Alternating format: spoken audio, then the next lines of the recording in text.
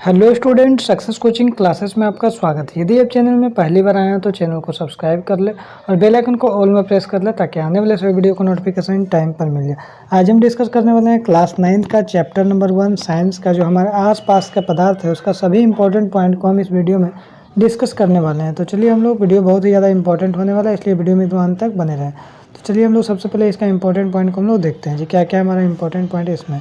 देखिए, सबसे पहला पॉइंट क्या बोल रहा है, इस विश्व में, इस दुनिया में प्रत्येक वस्तु जिस सामग्री से, जिस मटेरियल से बनी होती है उसे वैज्ञानिकों ने क्या नाम दे दिया, पदार्थ का नाम दे दिया। मान लीजिए जैसे मोबाइल हो गया, टेबल हो गया, चेयर हो गया, कोई भी वस्तु, दुनिया में कोई भी वस्तु है जिस सामग्री, जिस मटेरियल से बना होता है उसे वैज्ञानिकों ने क्या नाम दे दिया, पदार्थ का नाम दे दिया। आगे देखिए, भारत के दार्शनिकों ने पदार्थ को 5 मूल्य तत्वों में वर्गीकृत किया है, 5 भाग में बांटा है। 5 मूल तत्व क्या है, वायु है, पृथ्वी है, अग्नि है, जल है और आकाश है। ठीक है, आगे हम लोग देखते हैं क्या, सभी पदार्थों का द्रव्यमान होता है। ऐसा कोई भी पदार्थ जो किसी स्थान को घेरता हो और उसका कुछ ना कुछ द्रव्यमान होता हो और कुछ स्थान को घेरता हो, उसको हम लोग क्या बोलते हैं, पदार्थ बोलते हैं। ठीक है, आगे देखते हैं।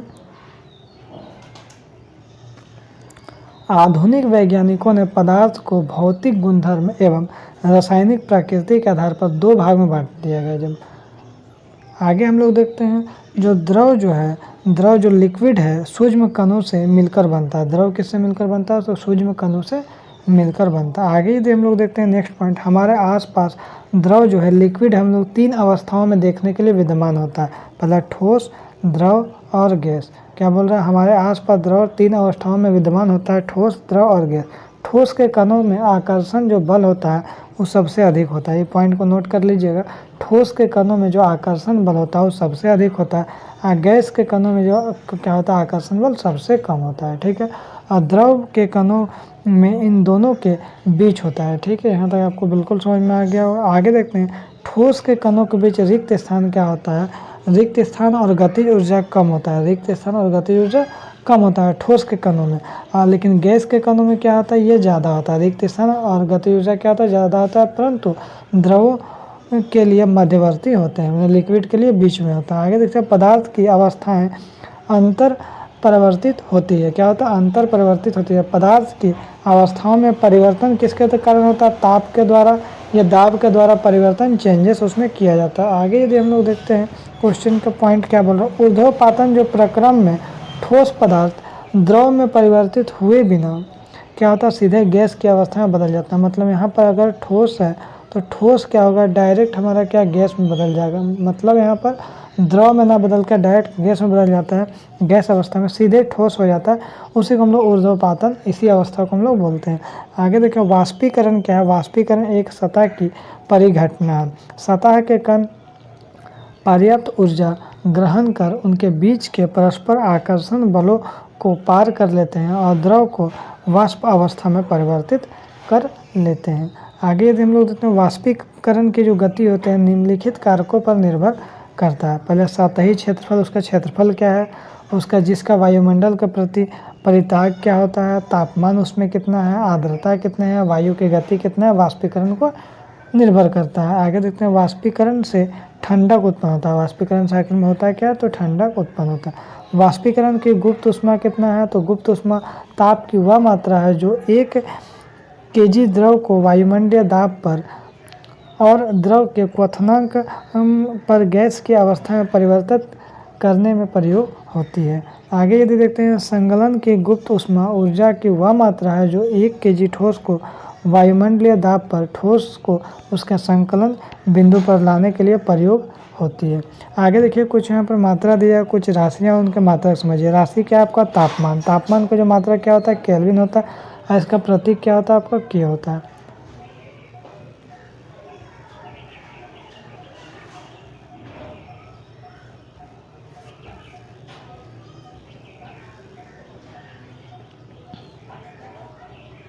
अब देखिए, लंबाई, लंबाई का जो मात्रक आपका क्या होता है, मीटर होता है, इसका संकेत क्या होता है, एम होता है। सहती मतलब किसको, किलोग्राम होता है मात्रक, और केजी इसका संकेत होता है। भार का जो मात्रक क्या होता है, न्यूटन होता है, और इसका जो आपका न्यूटन हो जाएगा, इसका संकेत हो जाएगा। आयतन है, आयतन का क्या हो जाएगा आपको, मात्रा घन मीटर हो जाएगा, इसका संकेत क्या हो जाएगा, मीटर की हो जाएगा। घनत्व क्या क्या हो जाएगा, किलोमीटर प्रति घन मीटर, और यहाँ पर क्या हो जाएगा, किलोमीटर प्रति घन मीटर को केजी, और मीटर जो क्यूब होता है वो आपका माइनस में चला जाएगा। आगे यदि हम लोग देखते हैं दाब है, दाब का जो आपको मात्रा क्या हो जाएगा, पास्कल हो जाएगा, इसका संकेत पीए हो जाएगा।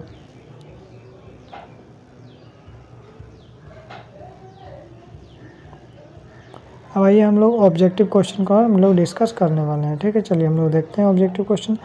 तो हमारा ऑब्जेक्टिव क्वेश्चन, पहला क्वेश्चन हमारा क्या बोला है, इस विश्व में प्रत्येक वस्तु जिस सामग्री से बनी होती है उसको हम लोग क्या बोलते हैं, अभी तुरंत पढ़े थे, पदार्थ बोलते हैं।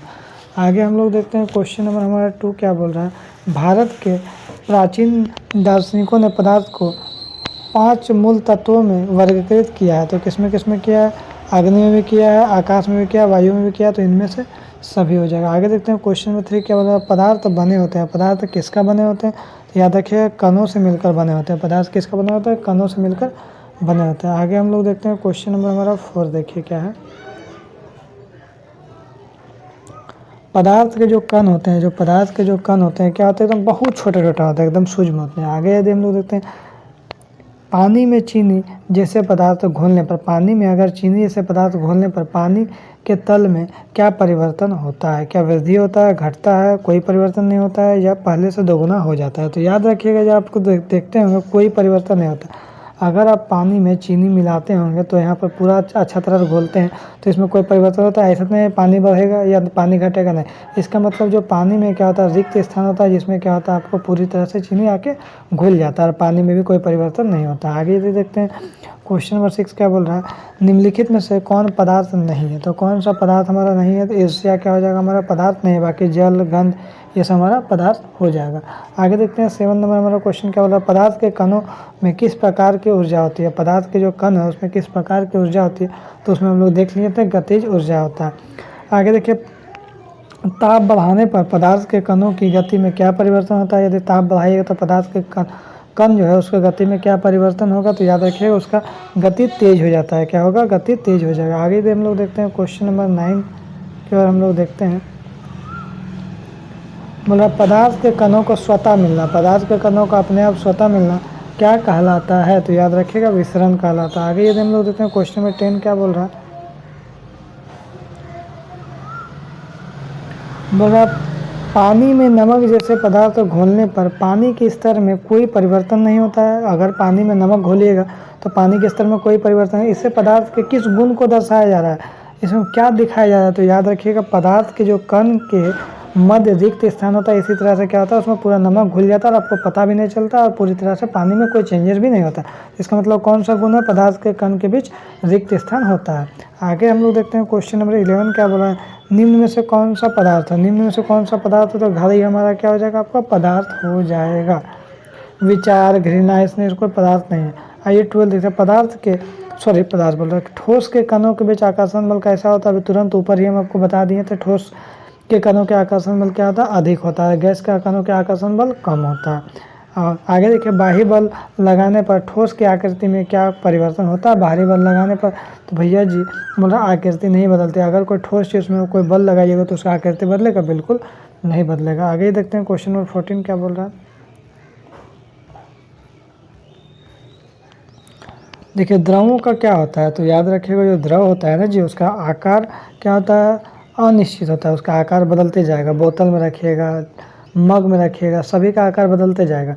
मान लीजिए जैसे हमारा कोई दूध है, दूध हमको क्या है, बोतल में रखे तो बोतल का आकार ले लिया, बाल्टी में रखे तो बाल्टी का आकार ले लिया, लेकिन उसका आयतन क्या होता है, निश्चित होता है भैया, चाहे बोतल में रखो चाहे मग में रखो कहीं भी रखो, लेकिन उसका आयतन क्या होता है, हमेशा फिक्स होता है। द्रव में क्या बोलेंगे, आकार अनिश्चित होता है लेकिन आयतन निश्चित होता है। ऑप्शन नंबर 2 क्या हो जाएगा, बिल्कुल राइट आंसर हो जाएगा। आगे देखते हैं, गैस अवस्था में कणों की गति कैसी होती है, तो कणों की गति क्या होता है, अनियमित और तीव्र होता है। आगे देखते हैं 16 क्या बोल रहा है क्वेश्चन यहाँ पर, द्रव में किसका विसरण संभव होता है, तो द्रव में जो आपका है ठोस का, द्रव का, गैस का, तीनों का विसरण संभव होता है। आगे यदि देखते हैं क्वेश्चन 17, ठोस पदार्थों का, ठोस जो पदार्थ है उसका क्या होता है, ठोस पदार्थों का दोनों निश्चित होता है, मतलब भैया आकार भी निश्चित होता है, आकार भी बदलेगा नहीं और आयतन भी नहीं बदलेगा, ठीक है। आगे यदि देखते हैं 18 क्वेश्चन क्या बोल रहा है, निम्नलिखित पदार्थों में किसकी संपीड्यता अधिक होती है, तो याद रखिएगा गैस की संपीड्यता अधिक होती है। आगे देखते हैं क्वेश्चन में 19 क्या बोला, निम्नलिखित में से किन पदार्थों के कणों के मध्य रिक्त स्थान अधिक होता है? कौन सा पदार्थ में जो कण के रिक्त स्थान क्या होता है? अधिक होता है। तो याद रखिएगा गैस में क्या होता है? अधिक होता है। ठोस में क्या होता है? आपको कम होता है। आगे हम लोग देखते हैं 20 नंबर। अगर हम देखते हैं क्वेश्चन, वाहनों के ईंधन के रूप में किस गैस का उपयोग करते हैं? तो याद रखिएगा सीएनजी का उपयोग हम लोग करते हैं। घर में जो हम लोग खाना पकाने के लिए किसका यूज करते हैं? एलपीजी का हम लोग उपयोग करते हैं। तो इसमें हम लोग क्या टॉप 20 क्वेश्चन आज हम लोग रहने देते हैं। उसके बाद इसका नेक्स्ट वीडियो पार्ट 2 लेकर आएंगे, जिसमें हम आपको आगे क्वेश्चन बताएंगे। तो यदि आपको वीडियो अच्छा लगे तो लाइक करिएगा, शेयर करिएगा। अगर चैनल में नए हैं तो चैनल को सब्सक्राइब जरूर करिएगा। फिर मिलते हैं नेक्स्ट वीडियो में। Thank you so much.